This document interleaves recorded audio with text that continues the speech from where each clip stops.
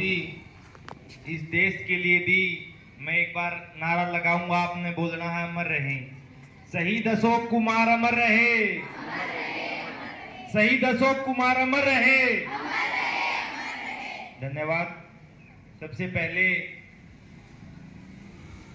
मेरी माता समान और शहीद परिवार से जो भी आश्रित हैं और इस विद्यालय के प्राचार्य, तमाम शिक्षकगण, तमाम शिक्षिकाएं और मेरे पिता तुल्य बुजुर्ग, मेरे गांव का भविष्य, उज्जवल भविष्य, मेरी प्यारी बहनें जो मेरे सामने बैठी हैं, सबसे पहले तो अपने आप को गौरवान्वित महसूस कर रहा हूं कि आपके सामने मुझे बोलने का मौका मिला।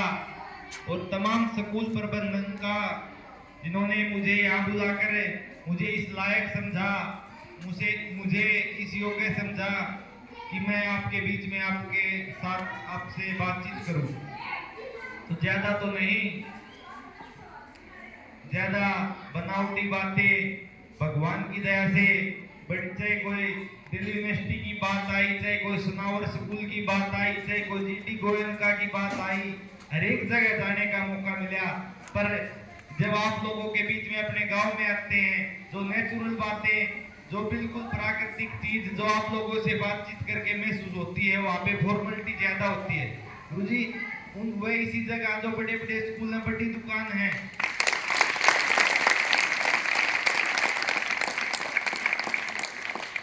उन लोगों में बैठ के उनकी बातों में हमें लानी पड़े है। बस यह है, वहाँ झूठ बोलना पड़ता है।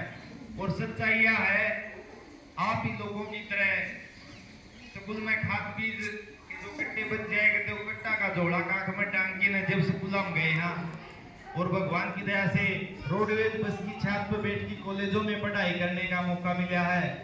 तो मैं तो आप लोगों के बीच में यही बात कहना चाहूंगा, जितना ज्यादा जो मेरी बहनें मेरे सामने बैठी हैं, मैं तो आपको एक बात कहूंगा, मेरी लाडली बेबे, सारी बाणाती यह बात कहूंगा, आपके ऊपर आपके माँ बाप को, आपके चाचे ताऊओं को, आपके भाई बंधुओं को, आपके रिश्तेदारों को बहुत ज्यादा उम्मीदें हैं।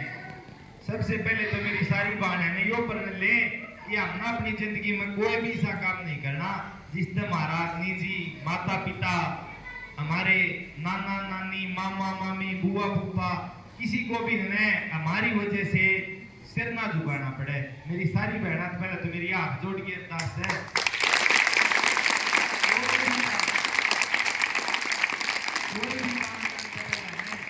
हमने नहीं सोचना है कि भाई हमारा भाई को उस चीज का क्या प्रभाव पड़ेगा, हमारे माँ बाप पर उस चीज का क्या प्रभाव पड़ेगा। उन चीजों को दिमाग में रख के, आप लोगों के पास तो ऐसा प्लेटफॉर्म है आजकल, तो सोशल मीडिया और बहुत सारी ऐसी चीजें आ गई कि आप एक ऐसा एग्जाम्पल सेट करो कि भाई आपकी वजह से अपने माँ बाप को जाने, आपके माँ बाप को ये जाने भाई ये फलाना का पापा है। जैसे कल्पना चावला के माँ बाप का नाम मेरे ख्याल 5.5% आदमी का याद होगा कि कल्पना चावला का माँ का के नाम है, पापा के नाम, बल्कि उनको जो कहते हैं कल्पना चावला का पापा। साक्षी मलिक के मम्मी पापा का नाम याद नहीं होगा आप लोगों को, विनेश फोगाट के मम्मी पापा का नाम याद नहीं होगा। तो मैं मेरी बात है, अपने आप में है इतनी मेहनत करो कि भाई आपसे आपके मम्मी पापा को, आपके परिवारजनों को फक्र हो कि सबने को हाँ भाई या गुड़िया मारे आप लोग हैं। मैं तो एक बात कहूंगा, मेरी छोटी बहन हो सारी, कोई भी काम करो, चाहे वो अच्छा हो चाहे बुंडा हो, शिद्दत से करो। फॉर्मेलिटी किसी काम में भी नहीं करनी चाहिए। कोई भी काम करो ना उसको बड़ी शिद्दत से करो। मैं शहीद आजम भगत सिंह को बहुत ज्यादा पढ़ता हूँ लाइब्रेरी में बैठ के। वो एक बात कहा गया है, तो मेरे मामा मामी रिश्तेदार यारे प्यारे माँ बाप ने तो जगह ना होती लुकड़ना, उन्हें तो जवाबदारी तय हो है उनकी। तो बाकी और कोई रिश्तेदार न्यू भी नहीं कहोगे कि हमारे जानकारी में पड़े है, रिश्तेदारी में पड़े है।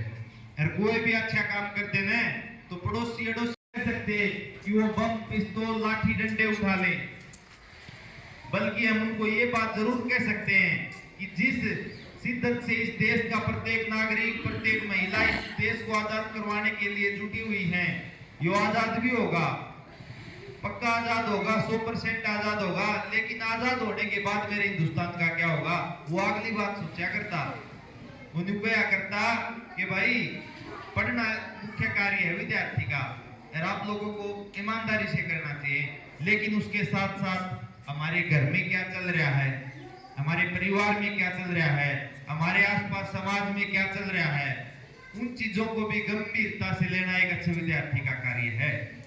ये नहीं होता भाई कि भाई 10वीं 12वीं कर ली कि मैं तो दिल्ली पुलिस में लागूंगी, मैं डॉक्टर बनूंगी, मैं इंजीनियर बनूंगी।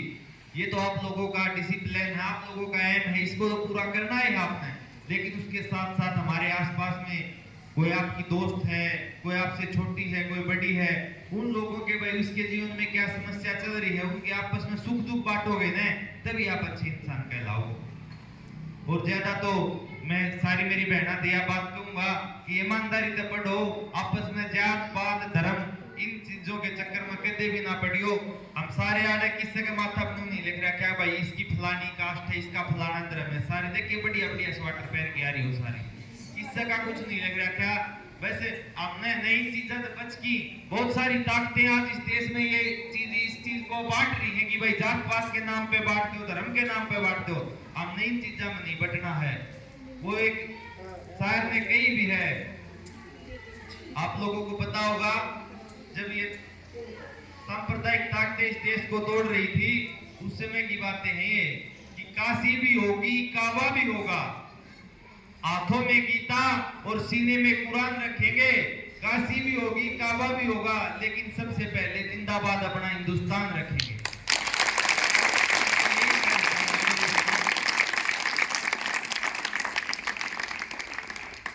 और मेरे तो तमाम मेरे मार्गदर्शक बैठे हैं जिनकी उंगली पकड़कर मैंने चलना सीखा है। मैं तो ये जो भी कोई जिम्मेदारी लगाऊंगे, चाहे कोई पैसे की हो, चाहे और कोई भी हो, चाहे कोई स्कूल में कोई काम कराने की बात हो, जो भी आप मेरे ऊपर जिम्मेदारी लगाओगे ना जी, आपको कभी सिरा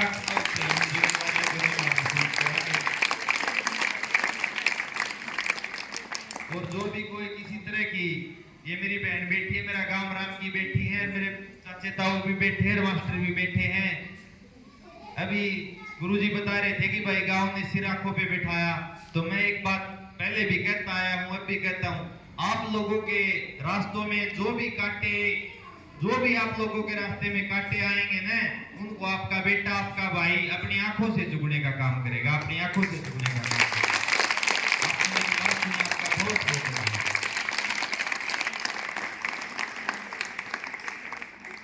बहुत बहुत धन्यवाद और आभार। एक मैं बता रहा था ना आपको कि एक अच्छे वक्ता